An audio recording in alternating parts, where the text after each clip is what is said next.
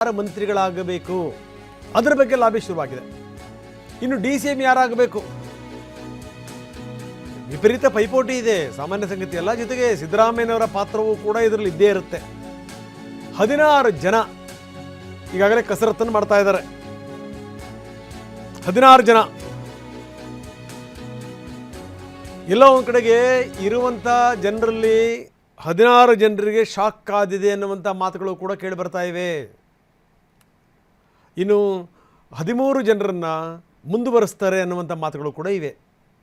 ಹೀಗಾಗಿ ಏನು ಅಂತಂದರೆ ಈ ಯಾರು ಹೋಗ್ತಾರೆ ಅನ್ನುವಂಥದ್ದು ಇದೆಯಲ್ಲ, ಅವ್ರು ಹೆಂಗಾರೆ ಮಾಡಿ ಉಳ್ಕೋಬೇಕು ಅಂತ, ಹೊಸಬರು ಬರಬೇಕು ಅನ್ನುವಂಥವ್ರು ಇದಾರಲ್ಲ, ಹೆಂಗಾರೆ ಮಾಡಿ ಸ್ಥಾನ ಗಿಟ್ಟಿಸ್ಬೇಕು ಅಂತ, ಹೀಗಾಗಿ ಲಾಬಿ ಮಾಡ್ತಾ ಇದ್ದಾರೆ. ಇನ್ನು DCM 2, 3 ಜನನೋ 4 ಜನನೋ ಇದ್ರ ಬಗ್ಗೆಯೂ ಕೂಡ ಚರ್ಚೆ ಆಯಾ ವಲಯದಲ್ಲಿ ಚರ್ಚೆಗಳು ನಡೀತಾ ಇವೆ. ಯಾರನ್ನು DCM ಮಾಡ್ತಾರಂತೆ, ಏನು ಎತ್ತ, ಹೀಗೆ ಈ ಬೇರೆ ಬೇರೆ ಹೆಸರುಗಳು ಕೂಡ ಈಗ ತೇಲಿ ಬರ್ತಾ ಇವೆ. ಮಂತ್ರಿಗಳು ಕೂಡ ಸಿದ್ದರಾಮಯ್ಯನವರ ಸಂಪುಟದಲ್ಲಿದ್ದಂಥ ಮಂತ್ರಿಗಳು ಕೂಡ ಡೆಲ್ಲಿ ಪರೇಡನ್ನು ಮಾಡ್ತಾ ಇದ್ದಾರೆ. ಹೇಗಾದರೂ ಮಾಡಿ ಸ್ಥಾನವನ್ನು ಉಳಿಸ್ಕೋಬೇಕು, ಅದಕ್ಕೆ ಲಾಬಿ ಜೋರಾಗಿದೆ.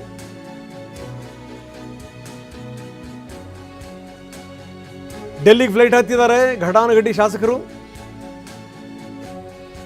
ಹೈಕಮಾಂಡ್ ಮಟ್ಟದಲ್ಲಿ ದೆಹಲಿನಲ್ಲಿ ಸಚಿವ ಸ್ಥಾನಕ್ಕೆ ತಂತ್ರಗಾರಿಕೆ ನಡೀತಾ ಇದೆ.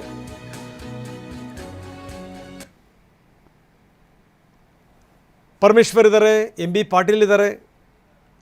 ಬೆಳಗ್ಗೆನೇ 3 ಗಂಟೆ ಫ್ಲೈಟಲ್ಲಿ ಡೆಲ್ಲಿಗೆ ಹೋಗಿದ್ದಾರೆ. ಇನ್ನು KH ಮುನಿಯಪ್ಪ, ಪ್ರಿಯಾಂಕ್ ಖರ್ಗೆ, ಬೋಸರಾಜು, UT ಖಾದರ್ ಅವರವ್ರದ್ದೇ ಆದಂಥ ಒತ್ತಡ.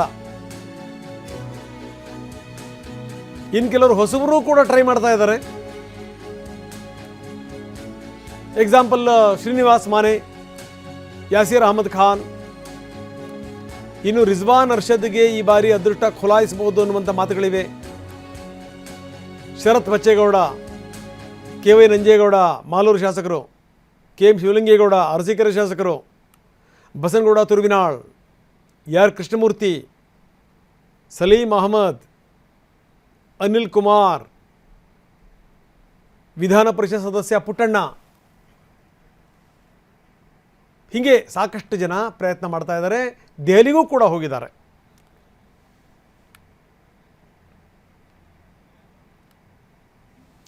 ಬನ್ನಿ, ಪ್ರಸನ್ನ ನಮ್ಮ ಜೊತೆ ಸಂಪರ್ಕದಲ್ಲಿದ್ದಾರೆ. ಪ್ರಸನ್ನ, ನಾವು ನೋಡ್ತಾ ಇದ್ದೀವಿ ಯಾರ್ಯಾರು ಈಗಾಗಲೇ ಲಾಬಿ ಮಾಡ್ತಾ ಇದ್ದಾರೆ ಅಂತ. ಒಂದು ಜೊತೆಗೇನು ಅಂತಂದರೆ ಈ ಬಾರಿ ಯಾಕಂದರೆ ಚುನಾವಣೆ ಬಹಳ ದೂರ ಇಲ್ಲ ಪ್ರಸನ್ನ, 2 ವರ್ಷ ಮಾತ್ರ ಇದೆ. ಅದರಲ್ಲಿ 1 ವರ್ಷ ಮಾತ್ರ ಇವರು ಆಡಳಿತ, ಇನ್ನೊಂದು ವರ್ಷ ಇದೆಯಲ್ಲ, ಇನ್ನೊಂದು ವರ್ಷ ಅದು ಪೂರ್ತಿ ಚುನಾವಣಾ ವರ್ಷ.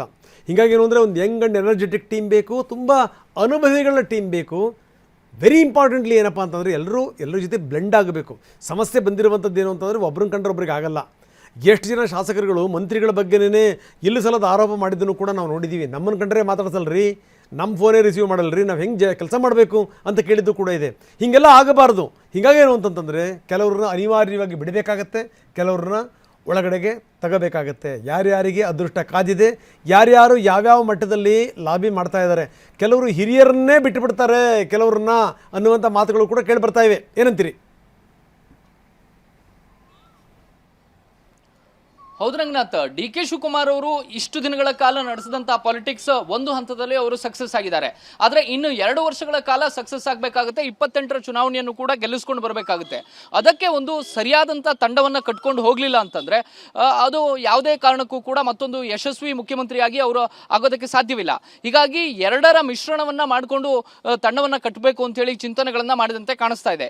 ಈಗ ಇರುವಂತವರ ಪೈಕಿ ಸಿದ್ದರಾಮಯ್ಯನವರ ಸಂಪುಟದಲ್ಲಿ 3ರನ್ನ ಬಿಟ್ಟು 29 ಮಂದಿ ಸಕ್ರಿಯವಾಗಿದ್ರು. ಆ 29 ಮಂದಿಯ ಪೈಕಿ ಸುಮಾರು 13ರಿಂದ 15 ಜನರನ್ನ ಮತ್ತೆ ರಿಪೀಟ್ ಆಯ್ಕೆ ಮಾಡಬಹುದು ಅನ್ನುವಂತ ನಿರೀಕ್ಷೆಗಳು ಗರಿಗೆದರಿದ್ದಾವೆ. ಎಲ್ಲರೂ ಕೂಡ ಪ್ರಯತ್ನ ಮಾಡ್ತಾ ಇದ್ದಾರೆ. 29ಕ್ಕೆ 29 ಮಂದಿಯೂ ಕೂಡ ತಾವು ಮತ್ತೆ ಸಂಪುಟಕ್ಕೆ ಸೇರಬೇಕು ಅನ್ನುವಂತ ಪ್ರಯತ್ನಗಳನ್ನ ಪಡ್ತಾ ಇದ್ದಾರೆ. ಆದ್ರೆ ಎಷ್ಟರ ಮಟ್ಟಿಗೆ ಅದು ಸಾಧ್ಯ ಆಗುತ್ತೆ ಅನ್ನೋದ್ರ ಬಗ್ಗೆ ಸಾಕಷ್ಟು ಅನುಮಾನಗಳಿದ್ದಾವೆ.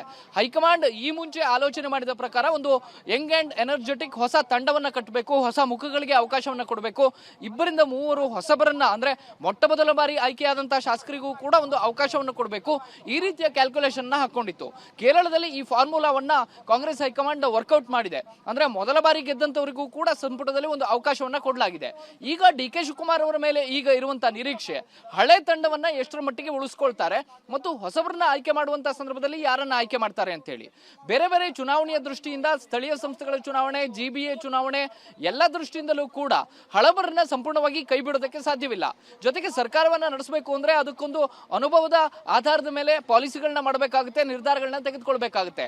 ಸಿದ್ದರಾಮಯ್ಯನವರ ಸಂಪುಟದಲ್ಲಿ ಹೊಸಬರಿಗಿಂತ ಹೆಚ್ಚು ಅನುಭವಿಗಳ ಸಂಖ್ಯೆ ಹೆಚ್ಚಾಗಿತ್ತು. ಈ ಕಾರಣಕ್ಕೋಸ್ಕರ ಸಿದ್ದರಾಮಯ್ಯನವರಿಗೆ ಸ್ವಲ್ಪ ಮಟ್ಟಿಗೆ ಬರ್ಡನ್ ಕಡಿಮೆ ಆಗಿತ್ತು.